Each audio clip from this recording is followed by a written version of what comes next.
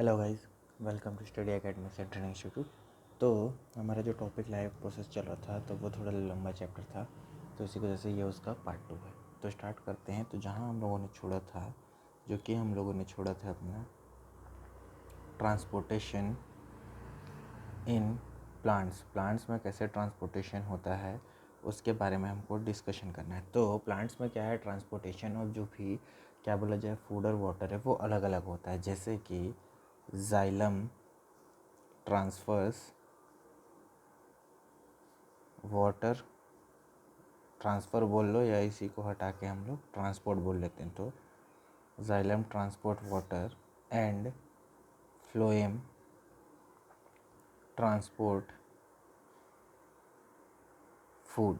ठीक है, तो प्लांट्स में जाइलम वाटर ट्रांसपोर्ट करता है और फ्लोएम हमारा क्या है, आपका फूड ट्रांसफ़र करता है। तो इतनी चीज़ें हैं। बाकी इसके अलावा जो भी चीज़ें हैं जाइलम फ्लोएम उसको मैं डिस्कस करूँगा ही आगे। ठीक है, तो हमारा जो आज का अभी पहला हेडिंग है दैट इज़ कि जाइलम फ्लोएम क्या है। तो इसका डेफिनेशन भी आपको बता दूंगा, डिफ्रेंशिएशन भी बता दूंगा, डिफ्रेंशिएट कैसे होता है ये भी। तो फ्लोएम क्या करता है, ये रिस्पॉन्सिबल होता है किसमें, प्लांट्स में responsible for translocation of food, translocation of किसके लिए रिस्पॉन्सिबल होता है, अगर पता हो तो कमेंट करिए, ऑफ न्यूट्रिएंट्स एंड शुगर। तो जो भी न्यूट्रिएंट्स रहते हैं प्लांट्स के लिए ज़रूरी उनको, और शुगर, ठीक है, जैसे कि कार्बोहाइड्रेट हो गया, ये सब न्यूट्रिएंट्स को क्या करता है, ट्रांसलोकेट करता है किसमें, टू प्रोड्यूस, किसके लिए, प्रोड्यूस्ड बाई लीव्स, जो कि आपका produced by leaves to area of plant that are metabolically active. ठीक है, मेटाबॉलिकली एक्टिव। तो रिस्पॉन्सिबल रहता है किसके लिए, ट्रांसलोकेशन करने के लिए न्यूट्रिएंट्स, शुगर जैसे कि कार्बोहाइड्रेट को जो लीव से प्रोड्यूस करता है एरिया ऑफ प्लांट में जहाँ ज़रूरत होती है मेटाबॉलिकली उसको एक्टिव करने के लिए। वैसे ही इसमें सीव ट्यूब्स होते हैं, कंपेनियन सेल होते हैं, फ्लोएम फाइबर होते हैं, फ्लोएम पैरेन्काइमा सेल होते हैं। ये सब क्या है, इसके कंपोनेंट्स हैं, किसके, इसके टिश्यू के कंपोनेंट है। तो क्या क्या हैं आपके, sieve tubes, companion cells, phloem fibres and phloem parenchyma cells are the components of this tissue. तो जो भी फ्लोएम है आपके इसके कंपोनेंट्स है ऑफ दिस टिश्यू। ठीक है, यहाँ तक। उसके बाद flow material through phloem is by directional. तो इसका जो भी फ्लो होता है, फ्लो इज़ क्या है आपका, बाई डायरेक्शनल होता है किसका, फ्लोएम का। तो मेरे ख्याल से फ्लोएम के लिए इतना सफिशिएंट है। ठीक है, उसके बाद इसमें एक वर्ड आया है जो कि यहाँ पे है क्या आपका, ये ट्रांसलोकेशन। तो ये ट्रांसलोकेशन क्या होता है मैं आपको इसको बताता हूँ। तो इसका छोटा सा डेफिनेशन समझ लेते हैं कि ट्रांसलोकेशन का मतलब क्या होगा, कि जैसे transport of food in plant through phloem via process such as mass flow, मतलब जो भी फूड ट्रांसफ़र होगा प्लांट्स में फ्लोएम के थ्रू, ठीक है, एज अ मास फ्लो, उसी को हम लोग ट्रांसपोर्ट क्या बोलेंगे, ट्रांसलोकेशन बोलेंगे। तो transport of food plant through phloem via process such as mass flow. तो यही आपका क्या है, ट्रांसलोकेशन है। ठीक है, उसके बाद फोटोसिंथेसिस दैट इज शुगर। ठीक है, photosynthesis that is sugar and organic molecule such as amino acid, organic acid, protein and inorganic solutes like potassium, magnesium, nitrate, calcium, sulfur and iron from source tissues, mature leaves to sing cell areas of growth and storage area transferred through the phloem। ये सारी चीज़ें phloem से आपके transfer होती है। ठीक है, transfer यानी ट्रांसलोकेशन, और ट्रांसलोकेशन का मीनिंग मैंने आपको बता दिया। नेक्स्ट हमारा हेडिंग है इसी का ही जो कि हमको करना है, दैट इज़ जाइलम। कि जाइलम क्या होता है। तो तो जाइलम होता है ये tissue the transport water in plants from transport water in plants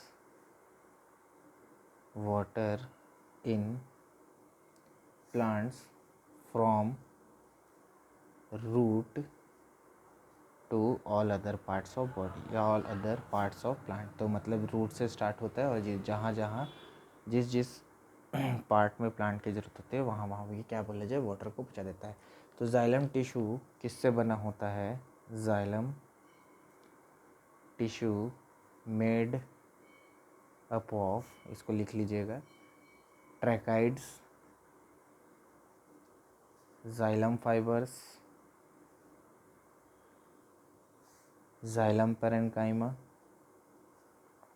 xylem parenchyma and vessels. तो ये जो जाइलम टिश्यू है वो इससे बना होता है। उसके अलावा the flow of water and minerals through xylem is, तो इसका जो फ्लो है इज़ यूनी डायरेक्शनल। तो ये इसका क्या हो गया, देखो दोनों में कि जाइलम क्या है, ट्रांसपोर्ट करता है मिनरल्स एंड वाटर्स को, वैसे ही फ्लोएम क्या करता है, nutrient food like amino acid, sugar, leaves, ये सब को करता है। तो इसका क्या बोलते हैं, डिफरेंशिएशन भी हो गया। इसका मूवमेंट देख लो यहाँ पे जो मैंने लिखा है, इसका जाइलम का यूनिडायरेक्शनल है और फ्लोएम का क्या है आपका बाई डायरेक्शनल है। और बाकी यहाँ पे देखो जो चीज़ें मैंने बताया, इसमें sieve tube, companion, phloem fibres, phloem parenchyma, cell, ये सारी चीज़ प्रेजेंट होते हैं। इसमें प्रेजेंट होता है जाइलम टिश्यू में tracheid, xylem fibre, xylem parenchyma and vessel. तो ये इसके क्या हो गया आपका डिफ्रेंशिएशन होगा। उसके बाद एक चीज़ और लिखवा देता हूँ, जैसे कि इसमें हॉलो यानी समझ गया ना, जैसे कि ये एक मटेरियल है, ये सॉलिड है, ये पूरा का पूरा भरा हुआ है और इसके बीच में जगह है, तो ये हॉलो हो जाता है। ठीक है, इसका मतलब तो इसको हम लोग बोलते हैं हॉलो डेड सेल्स रहता है किसमें, जाइलम में। और फ्लोएम में क्या है कि जो इसका नेचर टिश्यू का वो साइटोप्लाज्म होता है। The nature of this tissue, मतलब इस टिश्यू का नेचर ये है कि living with cytoplasm but without nucleus, मतलब इसमें साइटोप्लाज्म होता है लेकिन इसमें न्यूक्लियस नहीं होता। ठीक है, उसके बाद this tissues are present in centre of vascular bundle. ये कहाँ प्रेजेंट होता है, सेंटर नहीं, ये प्रेजेंट कौन सा, जाइलम प्रेजेंट होता है आपका सेंटर ऑफ वैस्कुलर बंडल में, और आपका फ्लोएम प्रेजेंट होता है आउटसाइड ऑफ, ये सेंटर मतलब इनसाइड हो गया ना, सेंटर और इनसाइड ऑफ वस्कुलर और centre outside of vascular tube. ठीक है, वैस्कुलर ट्यूब। तो ये आपका जाइलम फ्लोएम का डेफिनेशन, और जाइलम फ्लोएम के पीछे आपका जो भी जितना भी चीज़ें चाहिए था एग्ज़ाम के लायक इम्पोर्टेंट, मैंने वो आपको बता दिया। तो अब हम लोग अपना आगे बढ़ेंगे, जो कि है हमारा आगे का हेडिंग, दैट इज़ आपका हाँ, that is excretion in humans and plants. तो पहले हम लोग ह्यूमंस का डिस्कशन करेंगे, फिर हम लोग क्या है प्लांट्स का डिस्कशन करेंगे।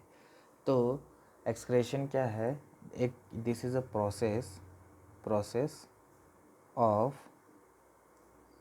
Removal of metabolic waste material.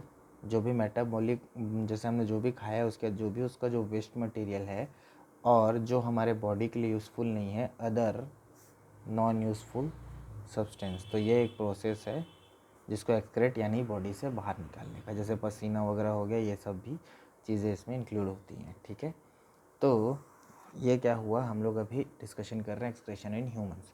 तो organism like animal have special, मतलब अलग अलग जैसे ऑर्गेनिजम्स हैं, एनिमल्स हैं, उनके अलग अलग टाइप के एक्सक्रेशन सिस्टम्स हैं। ठीक है, तो जैसे कि हम लोग क्या हैं अपना किसका पढ़ रहे हैं हम लोग, ह्यूमंस का। तो ह्यूमंस में क्या होता है, ये होता है थ्रू एक्सक्रेटरी सिस्टम होता है एक। ठीक है, हमारे ह्यूमंस के अंदर क्या होता है, एक्सक्रेटरी सिस्टम जो कंटेन करता है a pair of kidney, second a pair of ureter, जो पाइप होती है किडनी से आपकी यूरिनरी ब्लैडर तक, एक यूरिनरी ब्लैडर और एक होता है यूरेथ्रा। ठीक है, ये हमारा होता है और ये कुछ इस तरीके से बना होता है, अगर मैं आपको ठीक से बना के दिखा पाऊँ तो। ठीक है, ये हो गया एक साइड और एक तरफ कुछ इस तरीके का होता है। ठीक है, जो कि पीछे से यहाँ से भी ये कनेक्ट होगा और उसके बाद ये इस तरीके से और ये यहाँ कहीं से ऐसे कनेक्ट होता है। ठीक है, तो ये आपका 2 किडनी हो गया। उसी के तरीके से इसमें से ये जो है यूरेटर निकला रहता है। ठीक है, और ये कुछ इस तरीके का हमारा क्या रहता है, यूरेथ्रा रहता है। ठीक है, जो लगभग ये हो गया आपका यूरेथ्रा, ये हो गया kidney, that is also kidney, that is ureter, ये भी आपका क्या है, यूरेटर। ठीक है, तो ये आपका किडनी यूरेटर, तो ये आपका एक्सक्रीटरी सिस्टम हो गया एक तरीके का। ठीक है, इसमें अब हम लोग पहला हेडिंग अपने थोड़ा सा फैक्ट डिस्कशन करेंगे, जो भी चीज़ है कि किडनी में क्या क्या, किडनी के बारे में पढ़ेंगे थोड़ा सा। ठीक है, तो pair of kidney main excretory organ है किसका, हम लोग इसको बोल सकते हैं मेन ऑर्गन है अपना एक्सक्रीटरी सिस्टम का, कौन, किडनी। इसको हम लोग फिल्ट्रेशन यूनिट बोलते हैं, filtration unit of human body, filtration unit of human body. Next है तो क्या है, इसमें टाइनी क्या बोला जाए आपका, टाइनी फिल्ट्रेशन का तरीका होता है, जो कि जिसको हम लोग क्या बोलते हैं, नेफ्रॉन्स बोलते हैं। तो किडनी का फंक्शन है फिल्टरिंग, क्या करना, फिल्टरिंग, वेस्ट मटेरियल को फिल्टर करना, मेडिकेशंस, जो भी आप मेडिसिन वगैरह खाए हैं, और टॉक्सिक सब्सटेंसेस, इनको क्या करता है ये टॉक्सिक सब्सटेंसेस, ये सबको क्या करता है वो फ्रॉम ब्लड से क्या करता है ये प्यूरिफाई या फिल्टर करता है। उसके बाद रेगुलेट करता है किसको, ऑस्मोलैरिटी को। ठीक है, दैट इज़ जो भी फ्लूइड बैलेंस होता है हमारी बॉडी में ज़रूरत उसको।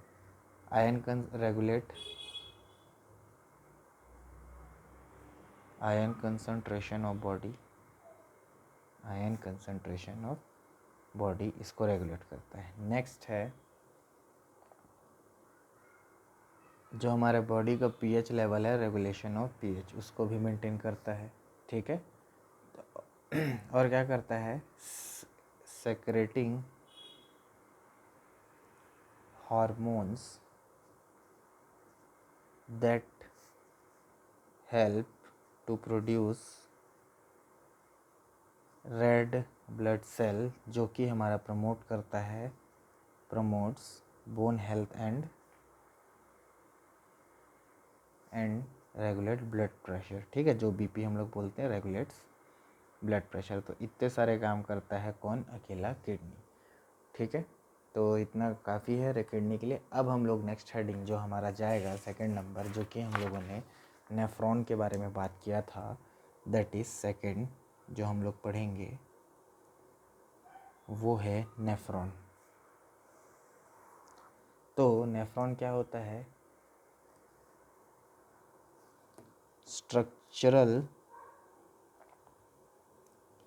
And functional unit of kidney होता है, यानी एक स्ट्रक्चर और फंक्शनल यूनिट ऑफ किडनी है, ऑफ किडनी का है, जो कि उसके फंक्शन करवाने में, उसके काम करवाने में और उसके स्ट्रक्चर पे काम करता है, वो आपका नेफ्रॉन है। ठीक है, हर किडनी में कितने, each kidney has millions of nephrons, इसमें क्या होते हैं, मिलियंस ऑफ नेफ्रॉन्स, जो भी फंक्शन होता है किडनी का उसको कराने में।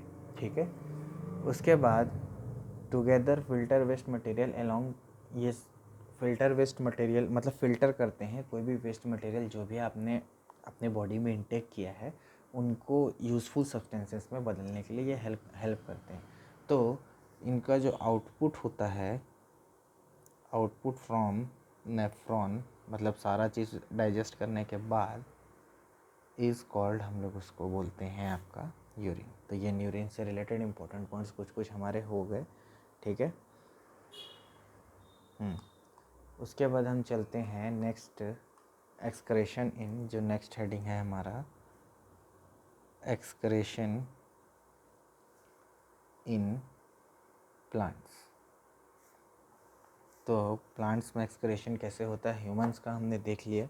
अब प्लांट्स एक्सक्रेशन क्या होता है, इसमें सेलुलर रेस्पिरेशन, फोटोसिंथेसिस और metabolic reaction produce a lot of excretory products in plants. तो जैसे हम लोग सेलुलर रेस्पिरेशन होता है, फोटोसिंथेसिस या मेटाबॉलिक रिएक्शन जो भी प्लांट में होता है, तो इससे बहुत सारे एक्सक्रेटरी प्रोडक्ट्स निकलते हैं। जैसे कि CO2 रहता है, excess water produce during respiration. तो CO2 और excess water during respiration and nitrogenous compound produce during protein metabolism are the major excretory product. तो क्या क्या है, CO2, एक्सेस वाटर प्रोड्यूस किस टाइम में, ड्यूरिंग रेस्पिरेशन। नेक्स्ट है जैसे नाइट्रोजिनस कंपाउंड्स हैं, nitrogenous compounds produced during protein metabolism are major excretory products of plants, ठीक है, ये हो गया। उसके अलावा जैसे प्लांट्स प्रोड्यूस 2 गैसियस प्रोडक्ट, क्या क्या, 2 गैसियस प्रोडक्ट्स क्या क्या है, ये भी उनके लिए वेस्ट है, oxygen O2 during photosynthesis and CO2 during respiration, ठीक है। उसके बाद आपका ऑक्सीजन रिलीज ड्यूरिंग फूड, हाँ, एक्सेस वाटर होता है तो भी होता है, ठीक है। उसके बाद organic by product generated by plant store different form in different form, जैसे कि किसी में क्या है, gums, oils, latex, resins etcetera, ये सब भी क्या है, प्लांट्स के क्या बोला जाए, मतलब वेस्ट प्रोडक्ट या एक्सक्रेटरी प्रोडक्ट्स हैं, ठीक है। Eventually plant shed of this parts, तो ये सारा चीज़ को प्लांट अपना निकाल देता है, ठीक है। वैसे ही a few excretory products, oil produce from oranges, eucalyptus, jasmine, latex from rubber tree, papaya and gums, ये भी क्या है, इनके एक्सक्रेटरी प्रोडक्ट्स हैं प्लांट्स के, ठीक है। तो ठीक है, यहाँ तक हमारा एक्सक्रेटरी सिस्टम प्लांट्स वगैरह ख़त्म होता है, ठीक है। तो अभी ज़्यादा टाइम तो हुआ नहीं है, तो अब हम क्या करते हैं, नेक्स्ट चैप्टर इसी में ही स्टार्ट कर देते हैं, जो कि है हमारा, क्या है आपका, लाइट रिफ्लेक्शन एंड रिफ्रैक्शन। यहाँ से हम स्टार्ट करते हैं अपना नेक्स्ट चैप्टर, ठीक है, जो कि है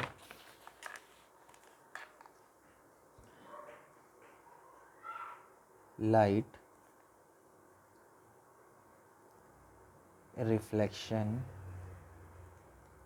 एंड रिफ्रैक्शन। देखो, जो काम का है मैं वही चीज़ें बताऊंगा, अभी एक्स्ट्रा एक्सप्लेनेशन का हमारे पास टाइम नहीं है, इसलिए फार्मूला, कुछ लॉज और कुछ डेफिनेशंस उसी से ही बताऊंगा कि क्या ज़रूरत है। सबसे पहले आपको चीज़ पता है, अगर किसी ऑब्जेक्ट पे लाइट पड़ती है तो हम लोगों को वो ऑब्जेक्ट क्या होता है, विजिबल होता है, वही स्टेट ऑफ लाइट प्रोपोगेशन है, यही सब चीज़ क्या है, हम लोग नॉर्मली पढ़े हुए हैं। इसके अलावा हम लोग रिफ्लेक्शन पढ़ेंगे। जैसे लाइट क्या है, एक फॉर्म ऑफ एनर्जी है, जिससे हम लोग किसी भी ऑब्जेक्ट को देख पाते हैं या कोई भी ऑब्जेक्ट हमारे लिए विजिबल हो पाता है। तो ये हमारा लाइट का नॉर्मल डेफिनेशन है, ठीक है। नेचर ऑफ लाइट होता है कि लाइट जो है एक रे के फॉर्म में होगा, जिसको हम लोग अगर लाइट का नेचर ये पूछता है, इसलिए लिखवा रहा हूँ, ठीक है। जैसे कि अगर एक रे के फॉर्म में होगा तो उसको हम लोग बोलेंगे रिफ्लेक्शन। जैसे एग्जांपल है इसका, वेव होगा तो हम लोग उसको बोलेंगे इंटरफेरेंस या डिफ्रैक्शन, ठीक है। और पार्टिकल्स के फॉर्म में होगा, जो कि नेचर है लाइट का, तो उसको हम लोग फोटो इलेक्ट्रिक इफ़ेक्ट बोलेंगे, ठीक है। तो ये लाइट का हो गया बेसिक, ठीक है। उसके बाद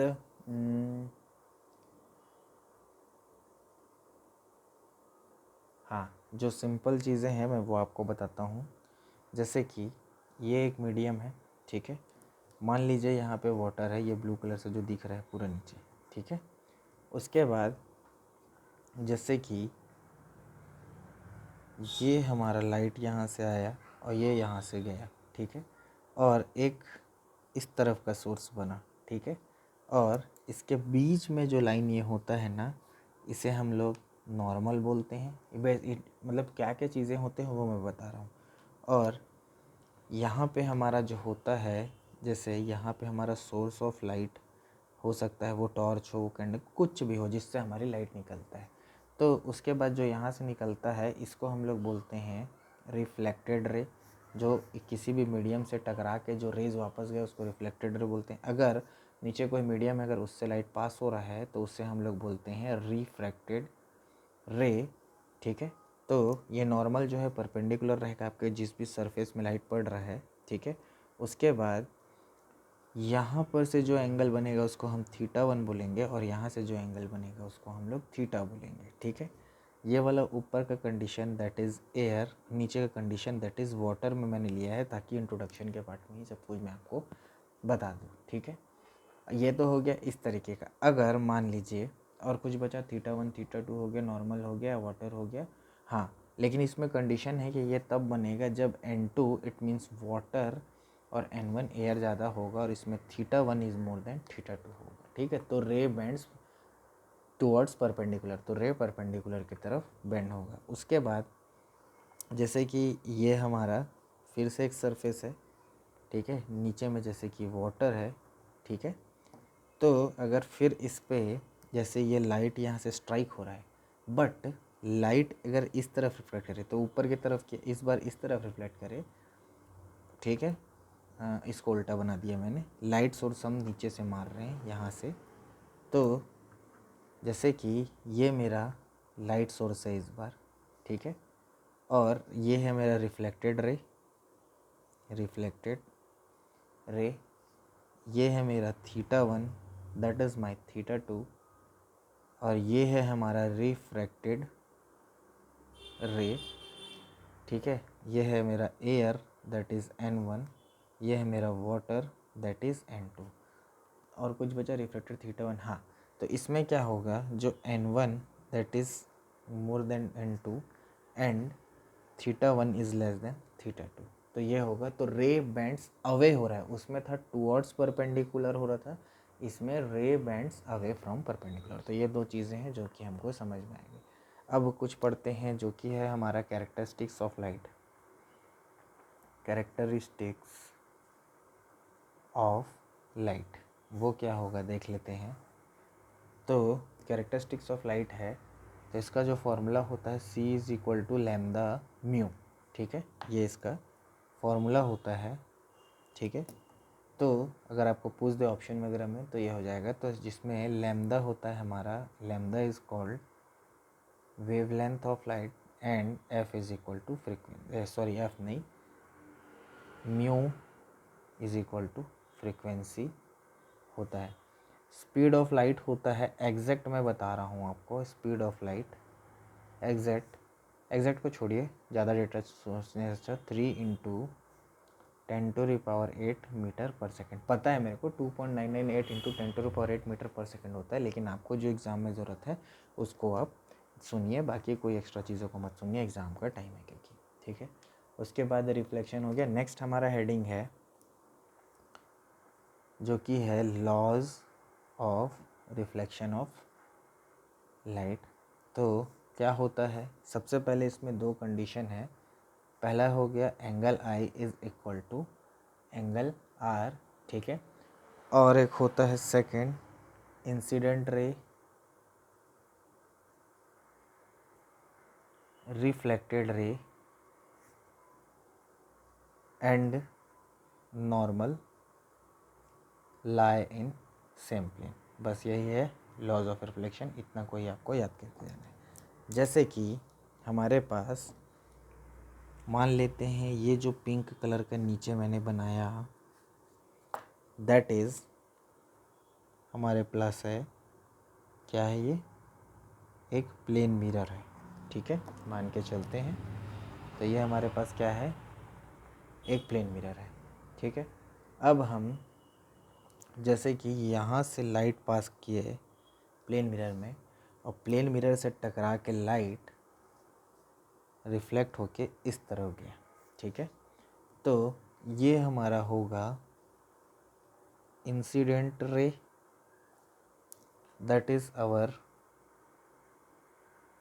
रिफ्लेक्टेड रे, और इसको बीचों बीच जो आएगा ये होगा दैट इज़ कॉल्ड नॉर्मल। तो अब दिख रहा है incident ray, reflected ray and normal lie in same plane. तो यही पे हमारा प्लेन मिरर है, दैट इज़ सेम प्लेन। उसके अलावा that is our angle I and that is our angle R. I is angle of incidence, चलिए लिख देता हूँ, I is angle of incidence and angle R is equal to angle of reflection. तो इसका condition है law of reflection का, angle I क्या होता है, एंगल आर के इक्वल होता है। बस यही चीज़ है हमारा लॉज ऑफ रिफ्लेक्शन, ठीक है। उसके बाद चलते हैं हम लोग अपना नेक्स्ट हेडिंग, जो कि हम लोगों को पढ़ना है स्फेरिकल मिरर्स क्या क्या होते हैं, ठीक है। जो कि हमारा नेक्स्ट हेडिंग है वो है स्फेरिकल मिरर्स। तो स्फेरिकल मिरर्स वो होते हैं जो कि आपका स्फेरिकल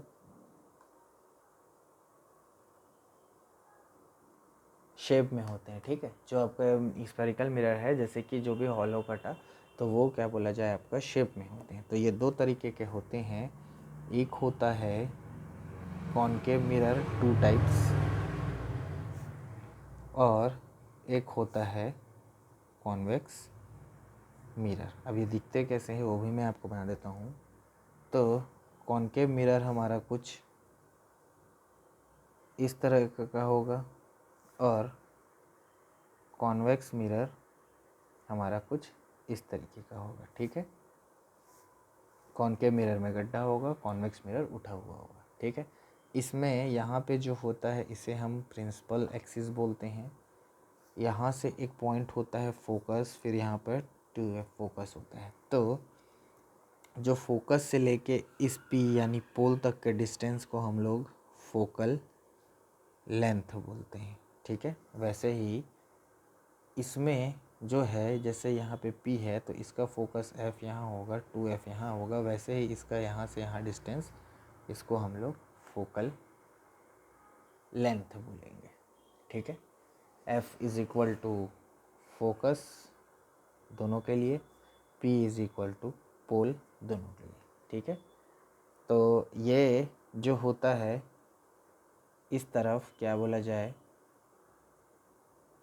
ये पीछे का जो सरफेस होता है ये हार्ड सरफेस होता है और यहाँ पे आपको कोई भी लाइट या ऑब्जेक्ट क्या है विजिबल होगा, ठीक है। तो ये चीज़ें हो गई। उसके बाद इसमें एक चीज़ हमको जो पढ़ना है वो है relation between focus and radius of curvature, that is क्या होगा आपका F is equal to R/2। इसको याद रखिएगा, ये आपको बार बार पूछेगा, ठीक है। इससे न्यूमेरिकल हो गया यहाँ तक।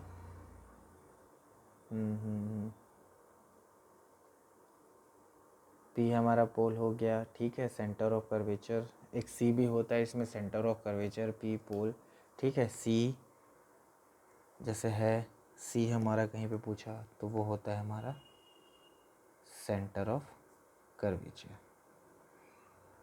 ठीक है। उसके अलावा F फोकस हो गया, to take a confidence all razor, हाँ ये हो गया।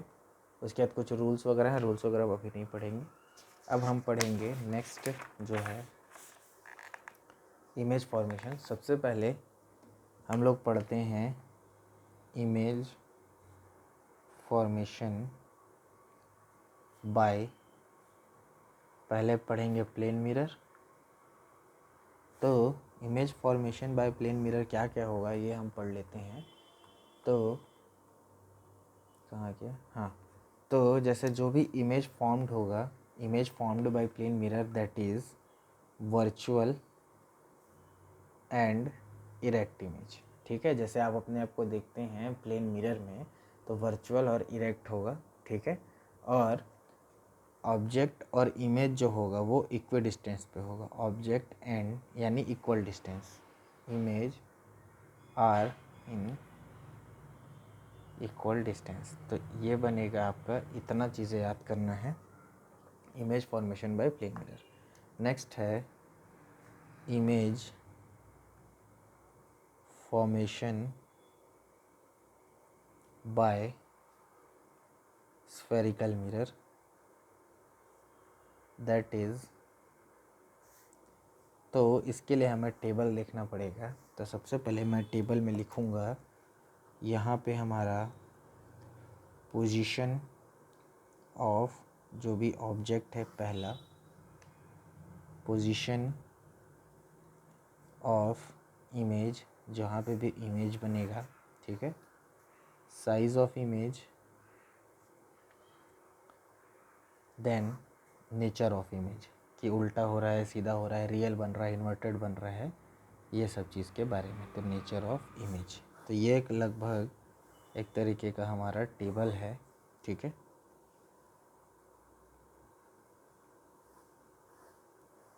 पहला एट इन्फिनिटी पे रखेंगे, बियॉन्ड सी यानी सेंटर ऑफ कर्वेचर रखेंगे, between centre of curvature and focus रखेंगे, फिर फोकस पे रखेंगे, उसके बाद बिटवीन पोल एंड फोकस पे रखेंगे।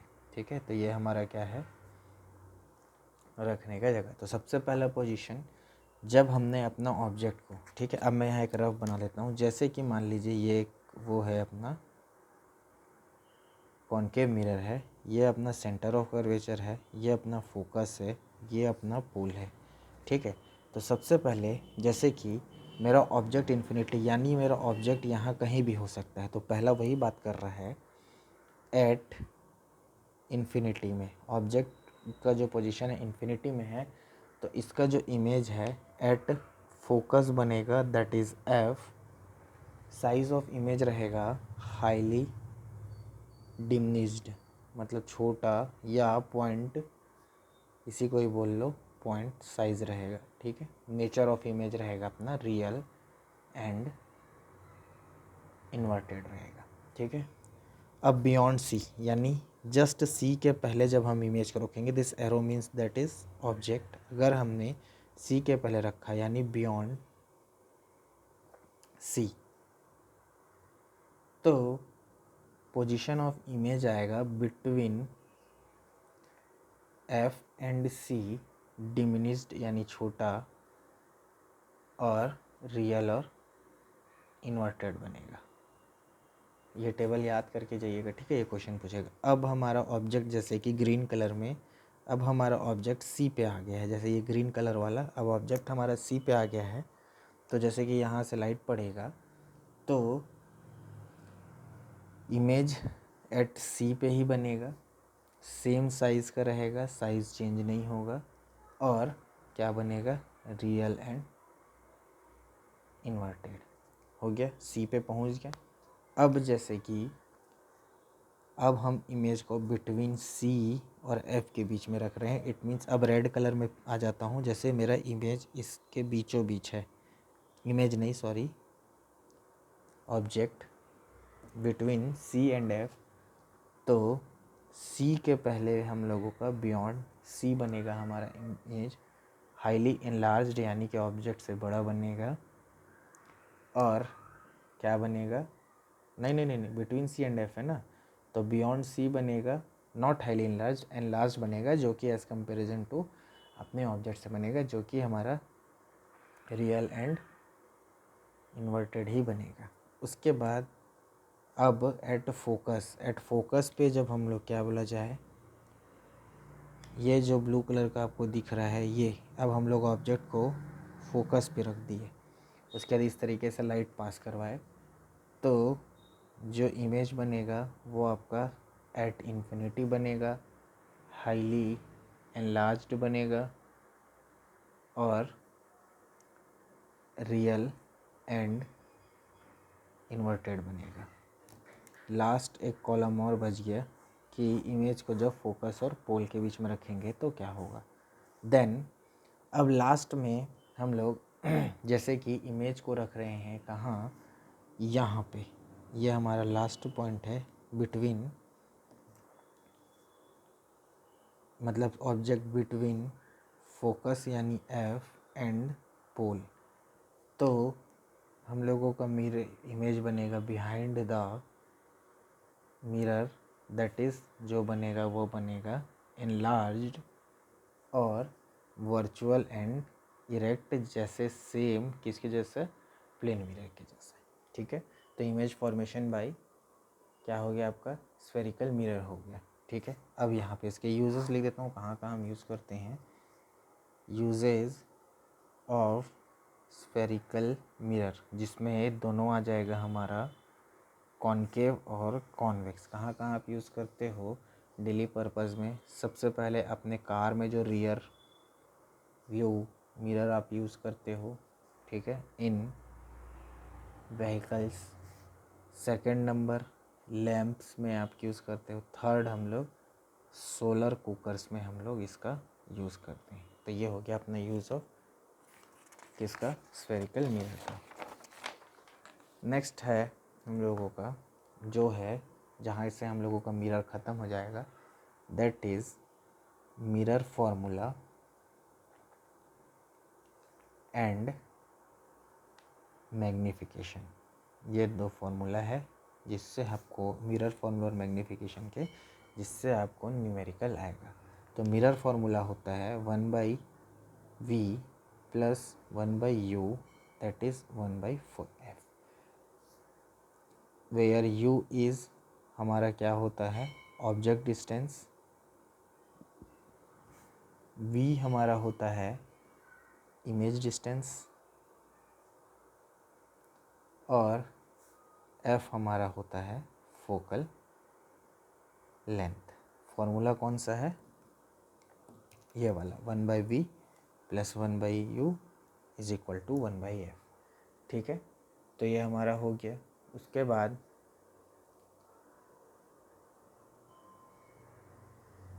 हमारा मिरर फार्मूला होता है, sorry magnification formula, that is m h'/h is equal to -v/u। ठीक है, ये हमारा क्या होता है मिरर मैग्नीफिकेशन फार्मूला, जिसमें हमारा क्या होता है कि एक मिनट रुकिएगा,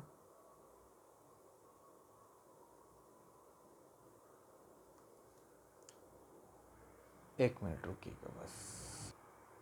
ठीक है, तो h डैश और h क्या होता है, h डैश होता है हमारा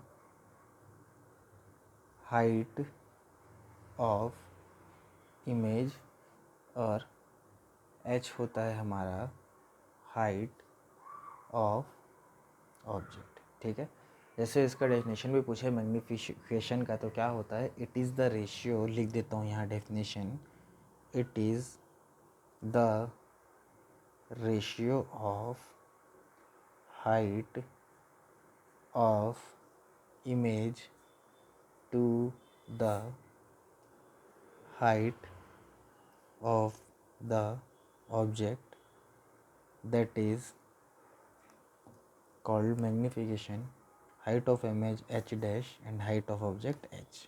ठीक है, तो यहाँ तक हमारा मेरे ख्याल से मिरर ख़त्म होता है। ठीक है, उसके बाद हम लोग जो हमारा नेक्स्ट हेडिंग है वो है आपका रिफ्रैक्शन। रिफ्रैक्शन के बारे में हम पढ़ते हैं।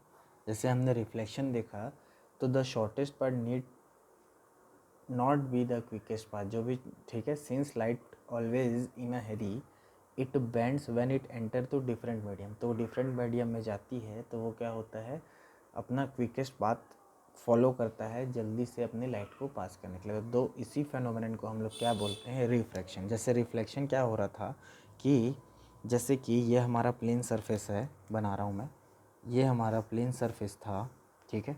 इस पे जब लाइट पास कर रहे थे तो ये बाउंस बैक हो रहा था, ठीक है। तो ये क्या हो रहा था, हमारा रिफ्लेक्शन हो रहा था। बट अगर जैसे कि अब हमारे पास एक मीडियम है, मान लेते हैं नीचे हमारा वाटर है, ठीक है।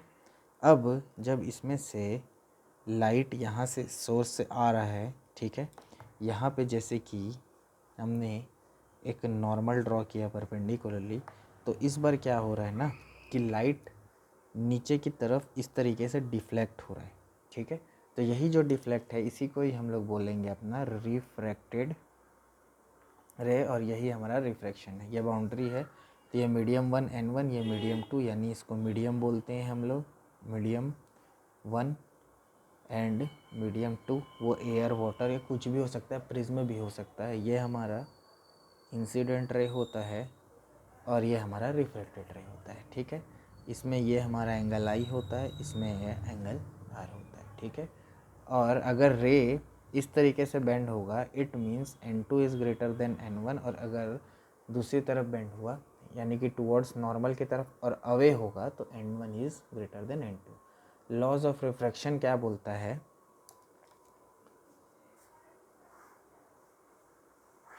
तो लॉज ऑफ रिफ्रैक्शन, हमने लॉज ऑफ रिफ्लेक्शन पढ़ा। लॉज ऑफ रिफ्रैक्शन बोलता है सेम चीज़, पहला पॉइंट तो वही बोलेगा, incident ray, refracted ray and normal to interface of two transparent media at point of incidence, point of incidence lie in same plane, lie in same plane। पहला चीज़ यही बोला, ठीक है। तो जो इंसिडेंस है वहीं पे सारा चीज़ आपको लाई करना है। The ratio of sine angle of incidence to sine angle of refraction is a constant of light given colour and pair of media. तो हम लोग जो क्या है अपना sine I by sine R है, ठीक है, यानी कि स्नेल्स लॉ बोलता है यहाँ पे formula, that is N1 into sine theta 1 is equal to N2 into sine theta 2, या हम लोग इसको कर सकते हैं sine theta 1 by sine theta 2 और is equal to N2 by N1। तो ये एक तरीका होता है। दूसरा ये क्या है कि स्नेल्स लॉ आई को जैसे कि थीटा 1 माना, ठीक है, ये हमारा मीडियम 1 मीडियम 2 है, और रिफ्लेक्शन को क्या बोलते हैं, ये थीटा 2 माना, और ये हमारा N1 है, ये हमारा N2 2। तो हम लोग ऐसे भी बोल सकते हैं sine I by sine R, that is angle of incidence, angle of reflection, that is equal to N2 by N1। तो ये भी हमारा हो सकता है इस तरीके का, ठीक है। उसके बाद हम लोगों को इसमें पढ़ना है जो कि है अपना heading, that is refractive index. तो रिफ्रैक्टिव इंडेक्स क्या है, the extent of light bands when moving from, जो एक्सटेंट हो रहा है लाइट बैंड होने का, यानी जो भी फेनोमेनन हो रहा है, यानी जैसे लाइट बैंड हो रहा है एक मीडियम से दूसरे मीडियम में, उसी को ही हम लोग क्या है आपका क्या बोला जाए, आपका रिफ्रैक्टिव इंडेक्स बोलते हैं, ठीक है। तो ये किस पर डिपेंड करता है, तो स्पीड इन टू मीडिया, यानी कि हवा में लाइट की कुछ स्पीड रहेगी और वाटर में लाइट की कुछ स्पीड रहेगी, तो ये डिपेंड करता है। तो इसका फॉर्मूला है n is equal to sine I angle I, sine I upon sine R, इसी को ही हम लोग बोलते हैं speed of light in medium 1, यानी मीडियम 1 में क्या स्पीड है ये आपको क्वेश्चन में देगा, और speed of light in medium 2, ठीक है। तो ये आपका रिफ्रैक्टिव इंडेक्स है, और इसी को बोलते हैं ratio of light in a vacuum to speed of monochromatic light the substance of interest is known as relative refractive index. ठीक है, उसका भी फॉर्मूला होता है mathematically n is equal to c by V, that is speed in light in a vacuum यानी जहाँ air वगैरह कुछ नहीं, और स्पीड इन मोनोक्रोमेटिक लाइट। तो ये हमारा क्या होता है, आपका रिफ्रैक्टिव इंडेक्स होता है। ठीक है, उसके बाद हमारा नेक्स्ट हेडिंग अगर कुछ छूट नहीं रहा हो तो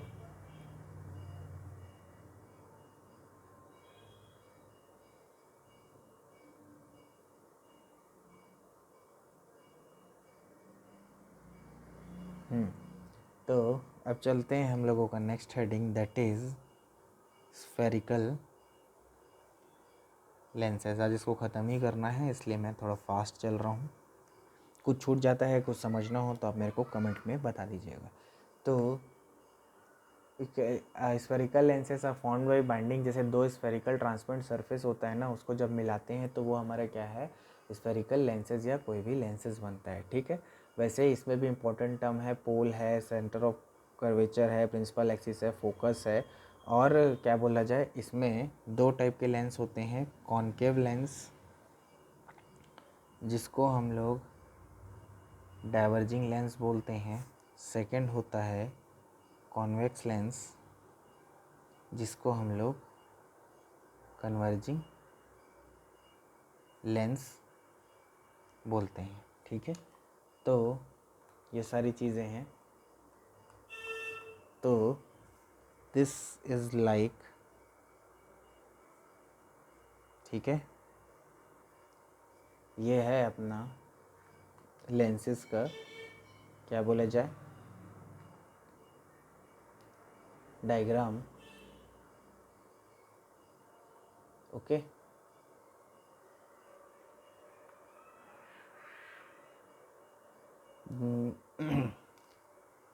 that is concave lens and that is convex lens। ठीक है, तो अब जो हम लोगों को करना है, इसका इम्पोर्टेंट चीज़ वो है इसके इमेज फॉर्मेशन के बारे में। Image formation by spherical lens. ठीक है, इसकी इमेज फॉर्मेशन के बारे में ये लास्ट है, मतलब इसके बाद एक फॉर्मूला बचेगा जो तो 2 मिनट का काम है। तो सबसे पहले हमारा जैसे उसमें टेबल बना था, पोजीशन ऑफ ऑब्जेक्ट को हमने कहाँ कहाँ रखा है, सेकंड पोजीशन ऑफ इमेज कहाँ बन रहा है, next relative size of image यानी ऑब्जेक्ट से छोटा बन रहा है या बड़ा बन रहा है इस पे, और लास्ट है नेचर ऑफ इमेज। ठीक है, तो चलो देखते हैं। सबसे पहला हमने रखा एट इन्फिनिटी, मैंने आपको उसमें दिखाया था, सेम वैसे ही अगर इसको इन्फिनिटी में रख रहे हैं तो इसका पोजीशन बन रहा है एट फोकस, लेकिन यहाँ पे 2 फोकस होंगे इसलिए यहाँ F2 में बनेगा। साइज़ रहेगा हाईली डिमिनिश्ड पॉइंट साइज्ड। ठीक है, नेचर ऑफ इमेज रहेगा रियल एंड इन्वर्टेड। ठीक है, पहला कंप्लीट होता है। सेकंड, बियॉन्ड 2F1 जब हम पोजीशन रखेंगे तो बनेगा ये between F2 and 2F2, diminished यानी कि छोटा बनेगा, और इसका नेचर रहेगा रियल एंड इन्वर्टेड। नेक्स्ट हमारा रहेगा third number, that is between F1 to F1, तो पोजीशन ऑफ इमेज जो आएगा वो आएगा beyond 2F2। Relative size of image होगा आपका बियॉन्ड 2F1, ये गड़बड़ हो गया, यहाँ पे एट 2F1 होगा। ठीक है, तो इमेज बनेगा एट 2f2 पे और सेम साइज़ का होगा इमेज और वो होगा रियल एंड आपका इन्वर्टेड, ठीक है। उसके बाद नेक्स्ट है थर्ड के बाद फोर्थ, अगर ऑब्जेक्ट को बिटवीन f1 एंड 2f1 रखेंगे तो इमेज बनेगा बियॉन्ड 2f2, एनलार्ज्ड होगा, सेम क्या बोला जाए आपका रिलेटिव साइज जो इमेज है किससे, पोजीशन से, और नेचर होगा रियल एंड इन्वर्टेड। चौथा हो गया, दो और बचता है शायद।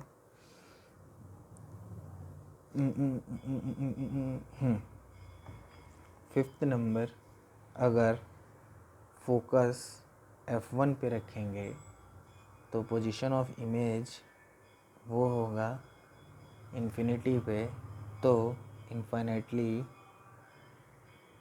लार्ज इमेज बनेगा या हाईली एनलार्ज, ठीक है। और यहाँ पे इमेज बनेगा रियल एंड इन्वर्टेड, ठीक है। उसके बाद नेक्स्ट सिक्स्थ नंबर में है, अगर image between focus f1 and optical centre O पे बनेगा तो इमेज बनेगा on same side of lens as the object. Size रहेगा एनलार्ज्ड, इमेज रहेगा वर्चुअल एंड इरेक्ट, ठीक है। तो इतनी सारी चीज़ें हैं जो आपको टेबल याद करना है, इसका स्क्रीनशॉट ले लीजिएगा और अच्छे से इसको रिवीजन करके जाइएगा, ठीक है। अब हमारा जो लगभग समाप्ति की ओर है लेक्चर, तो इसमें है lens formula, magnification and power of lens. इसके बारे में हमको बताना है, दैट इज़ सबसे फर्स्ट मेरा लेंस फार्मूला होगा वो होगा 1/v minus 1/u is equal to 1/f। v आपको बताया मैंने क्या चीज़, आपका v है इमेज डिस्टेंस, u है ऑब्जेक्ट डिस्टेंस, f है फोकल लेंथ, ठीक है। ये सब लेंस का होगा, ठीक है।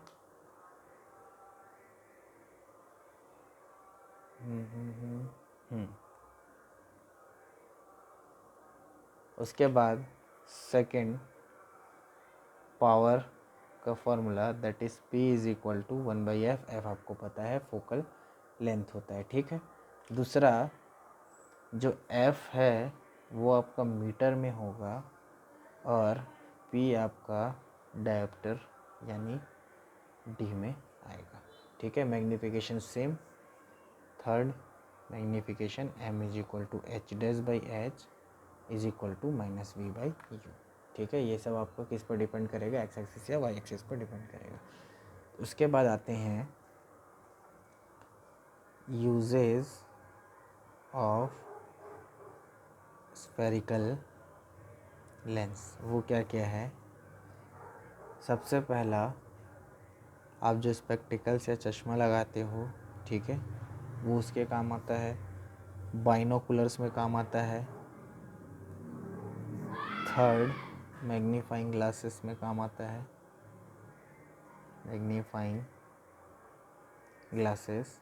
फोर्थ टेलीस्कोप्स में काम आता है। तो इतने यूज़ और इतने सारे जो जो पॉइंट है ये सफिशिएंट हैं आपके लिए, ठीक है, आपके एग्ज़ाम के हिसाब से। तो इसी तरीके से आप पढ़ाई करते रहिए, रिवीजन करते रहिए। मिलते हैं नेक्स्ट वीडियो में नेक्स्ट टॉपिक के साथ। तब तक के लिए मेरे चैनल को लाइक कर दीजिए, शेयर कर दीजिए, सब्सक्राइब कर दीजिए। Thank you.